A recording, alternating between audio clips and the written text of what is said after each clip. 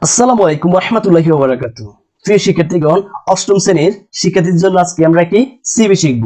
তোমাদের অবশ্যই একটি সিভি আসবে তোমাদের পরীক্ষার মধ্যে। তোমরা এইভাবে লিখতে পারো। আমি একটি ফরম্যাট দিয়ে সকল সিভি কিভাবে লেখা যায় আজকে আমরা এই ভিডিওর মাধ্যমে জানবো। যদি ভিডিওটা ভালো লাগে থাকে আমার চ্যানেল সাবস্ক্রাইব করবে, please subscribe the bell button. আমার এই চ্যানেলে সকল রাইটিং পার্ট এবং সকল ক্লাস দেওয়া হয়, তোমরা অবশ্যই চ্যানেলটা সাবস্ক্রাইব করবা। প্রিয় শিক্ষার্থীগণ, প্রথমে তোমরা এটা এভাবে লিখতে পারো, কারিকুলাম বিটা। এরপরে তারপর লিখবে এখানে সিবি অফ তোমরা তোমাদের নামটা এখানে উল্লেখ করবা। তারপরে তোমরা এখানে একটা জিমেইল অ্যাড্রেস দিবা। তারপর তোমাদের একটি মোবাইল নাম্বার দিবা।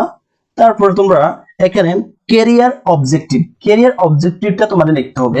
তোমরা যদি building up career in the field of, তারপরে তোমাদের কোশ্চেনের মধ্যে যে প্রশ্নটা উল্লেখ থাকবে, যে সম্পর্কে লিখতে বলবে সিভি, তোমরা এখানে ওই নামটা উল্লেখ করবা। ইন এ রিপোর্টেড কোম্পানি, যদি একটা কোম্পানির কাছে বলে তোমরা কোম্পানি লিখবা। যদি স্কুল বলে স্কুলের কাছে স্কুল বসাবা। যদি বলে কলেজের কাছে তোমরা কলেজে বসাবা। অথবা তোমরা এটা লিখতে পারো বিল্ডিং আপ ক্যারিয়ার ইন, তারপর এখানে তোমাদের পদের নামটা উল্লেখ করতে পারবে।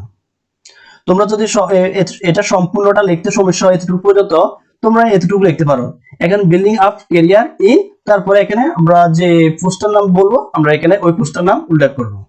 তারপরে হচ্ছে আমাদের পার্সোনাল ডিটেইলস।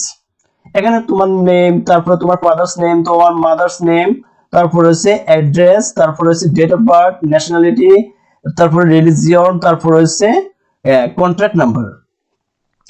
তারপরে লিখবা কোয়ালিফিকেশন, এডুকেশনাল কোয়ালিফিকেশনস। যেহেতু তোমাদের বলে এসএসসি পরে চাকরি করার জন্য তোমরা তখন এই দুটো জিএসসি এবং এসএসসি দিলে চলবে, এসএসসি দরকার প্রয়োজন নাই।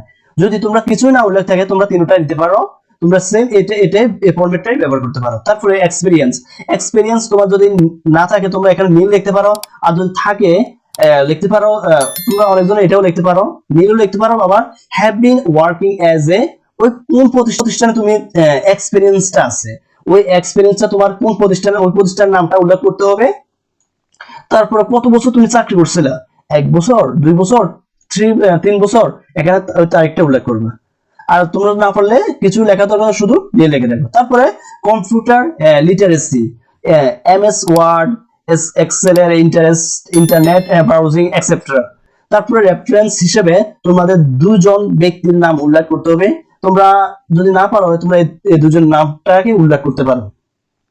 প্রিয় শিক্ষার্থীগণ, যদি ভিডিওটা ভালো লাগে থাকে অবশ্যই চ্যানেলটা সাবস্ক্রাইব করবা, please subscribe the bell button. তোমরা এই একটা ফরম্যাট দিয়ে সকল সিভি উল্লেখ করতে পারবে।